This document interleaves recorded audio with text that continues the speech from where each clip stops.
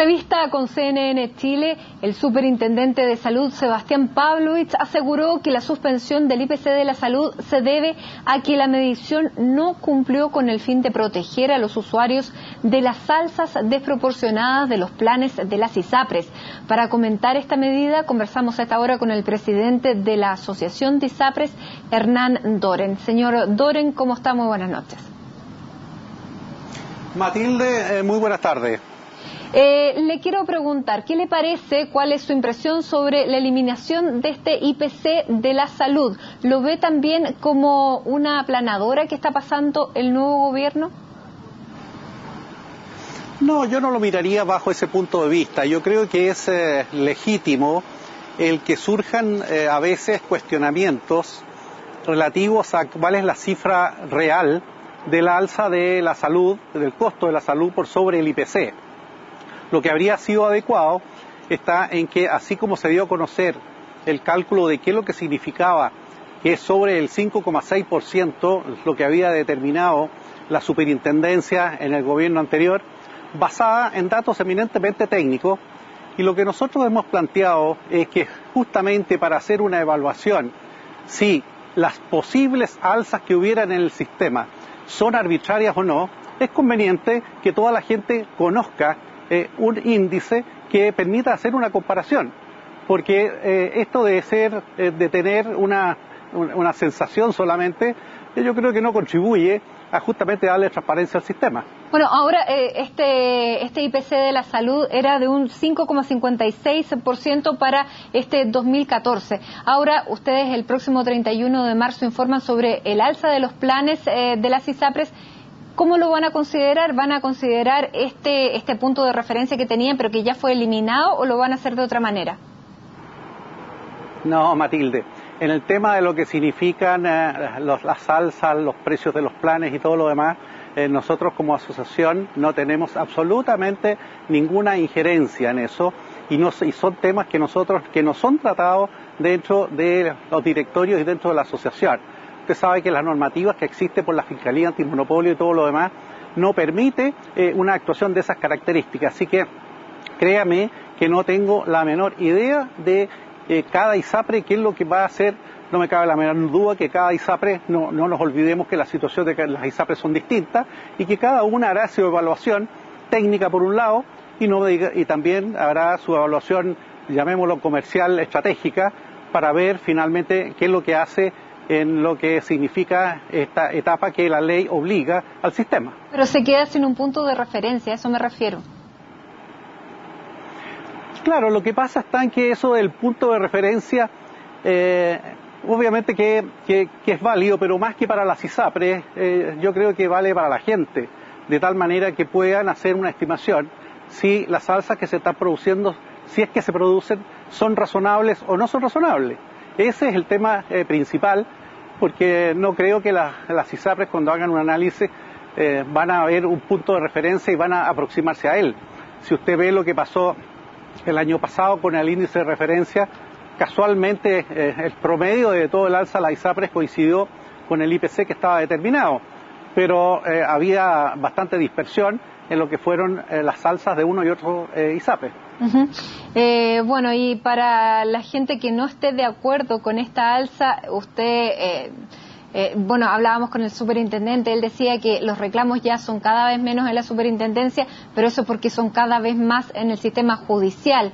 La gente está copando la justicia, los tribunales de justicia, con reclamos contra las ISAPRES. ¿Cómo lo evalúa usted? Bueno, este es un tema que nosotros hemos planteado. Aquí hubo un llamado de atención del Tribunal Constitucional que encontró que la legislación vigente adolecía de errores, porque todo lo que se ha hecho por parte del sistema y por parte de la ISAPRE está dentro de la legislación que se hizo en 2005.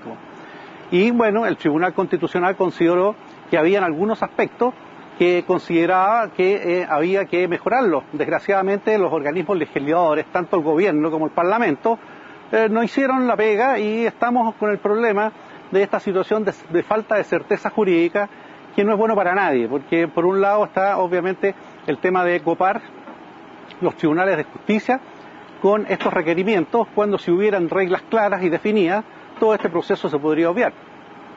Ahora, respecto a usted decía, esta ley finalmente no fue satisfactoria. La ministra de Salud, Elia Molina, ha planteado que se va a partir de foja cero con la ley de ISAPRES. Ella ha dicho textualmente, dice, las ISAPRES tienen fines de lucro y lo van a defender, pero todo en la medida de lo posible. Lucremos, dice, pero sin el nivel de discriminación que hay hoy. Debemos desarrollar una propuesta que termine con los abusos, pero no estamos hablando de terminar el sistema. ¿Qué le parecen estas declaraciones de la ministra y en qué línea debiera ir esta ley de ISAPRES? A ver, me parece bastante lógico y razonable lo que ella está planteando de no terminar el sistema, porque no nos olvidemos que hay 3.200.000 personas que están dentro del sistema y están voluntariamente. Nadie las ha obligado a estar en el sistema, y si están es porque han hecho su evaluación y consideran que la solución que da el sistema privado de salud a través de las ISAPRES es conveniente. Ahora, yo creo que lo más importante en esto está en primero que definamos qué tipo de legislación vamos a aplicar. Si queremos que haya la mayor cantidad de gente posible o si va a quedar solamente para una élite. Y paralelamente con eso se requiere que hayan normas lo más claras posible y establecidas por ley para evitar estos procesos que se dan, que a veces aparecen como arbitrarios por un lado y por otro, porque hace poco los tribunales de justicia dieron una cobertura a una patología que inclusive la droga que se está usando no está aprobada por el Instituto de Salud Pública de Chile. Es una droga experimental y no es uno, sino que son varios casos. En fin, yo creo que hay un tema relacionado con protocolos, con coberturas reales de enfermedades, con la definición de qué es lo que son las patologías que vamos a cubrir y obviamente que si hay gente que quiere sobre eso tener coberturas adicionales, seguros adicionales, estupendo que lo hagan, pero no puede ser posible que estos casos graven finalmente al resto de las otras personas que tienen una cobertura normal. ¿Está dispuesto a revisar, están dispuestas las ISAPRES a revisar las preexistencias? Nosotros este es un tema que hace muchos años que estamos tratando de resolverlo, pero no es fácil, Matilde, créame, porque cuando se empieza a analizar los detalles es cuando empiezan a aparecer los problemas, pero ese es algo que hay que solucionar, así como internamente dentro de la asociación y dentro de las ISAPRES que pertenecen a la asociación. Yo creo que hay algunos aspectos como por ejemplo la diferenciación de cobro por sexo, yo creo que es algo que está superado. Y el tema que tiene que ver ahora está en de qué forma esto se tarifica, porque cuando se habla de una tarifa plana, que era el proyecto anterior, el problema está en que se grava de esa forma a las familias numerosas. Entonces vuelvo a insistir en el tema central, vamos a definir un plan que permita a la mayor cantidad de personas tener una cobertura que solucione sus problemas en el sistema privado, o vamos a hacerlo solamente para una élite. Ese yo creo que es el gran tema en discusión.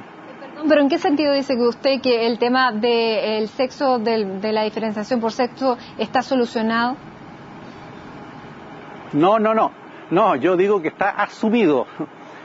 Está asumido en el sentido de que si hubiera una tarificación en que hubiera distintos factores, la diferenciación que hoy día existe en la legislación que hoy día está vigente, esa separación por sexo y la cobertura por prima por sexo no debería existir. Están dispuestos a eliminarlo, porque hasta el minuto las mujeres pagamos más, todo el mundo lo sabe, sobre todo en edad fértil. Tiene toda la razón, lo que pasa es que aquí hay un tema que se le achacan muchas responsabilidades y culpas a las ISAPRES. Las ISAPRES no han legislado. Este es un sistema que no nos olvidemos que ha sufrido distintas modificaciones y que el año 2005 sufrió una tremenda reforma.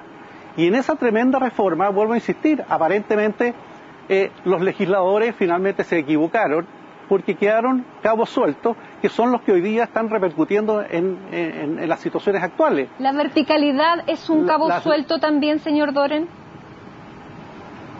A ver, en esto es un tema que es bastante complejo y hay experiencias mundiales que no señalan ni la conveniencia ni la inconveniencia de la integración vertical.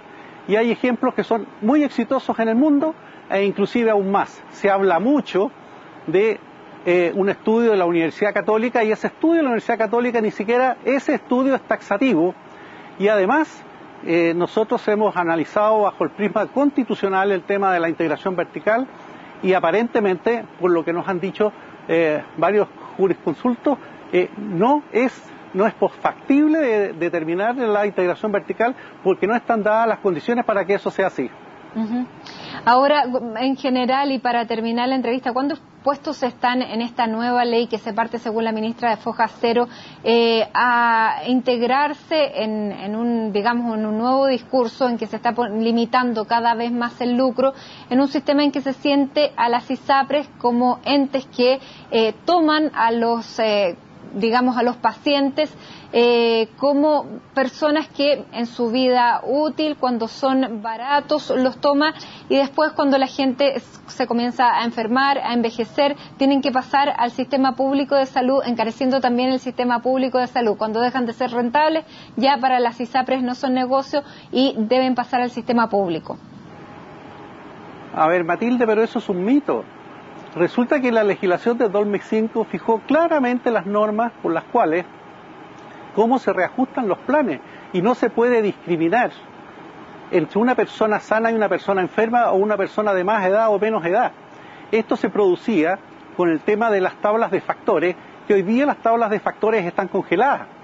Entonces, este tema de que las ISAPRES echan a la gente cuando se enferma o de más edad... No es que las echen, pero se encarecen tanto los planes que finalmente resulta para una persona que ya tiene una jubilación que es baja, resulta bastante poco rentable o bastante poco posible seguir pagando un ISAPRE que se encarece y tiene que pasar obligatoriamente por recursos al sistema público. Bueno, pero lo que pasa es que le vuelvo a insistir, el tema de las alzas que pueden tener los planes son las alzas que el sistema aplicó en la reforma del 2005. Entonces están abiertos a este cambio de la ley. O sea, nosotros estamos abiertos a hacer un análisis completo a todos aquellos aspectos que puedan ser objetables, pero tenemos que buscar una racionalidad, porque hay un hecho que es indesmentible. Hoy día la población en Chile se está envejeciendo. Hoy día cada vez más aparecen enfermedades crónicas que tienen un alto costo. Hoy día cada vez hay más drogas que también son de alto costo. Hay una sumatoria de cosas. El problema del alza de costos es un problema mundial. La gente, además, cuando alcanza un desarrollo económico en los distintos países, quiere darle una mayor solución a sus problemas de salud. Aquí en Chile, fíjese el dato, tenemos del orden de 22 prestaciones en el sistema privado por persona. En los países de la OECD son 40. O sea, está claro que hay una tendencia mundial en los temas de costos de salud que desgraciadamente es un fenómeno que se repite.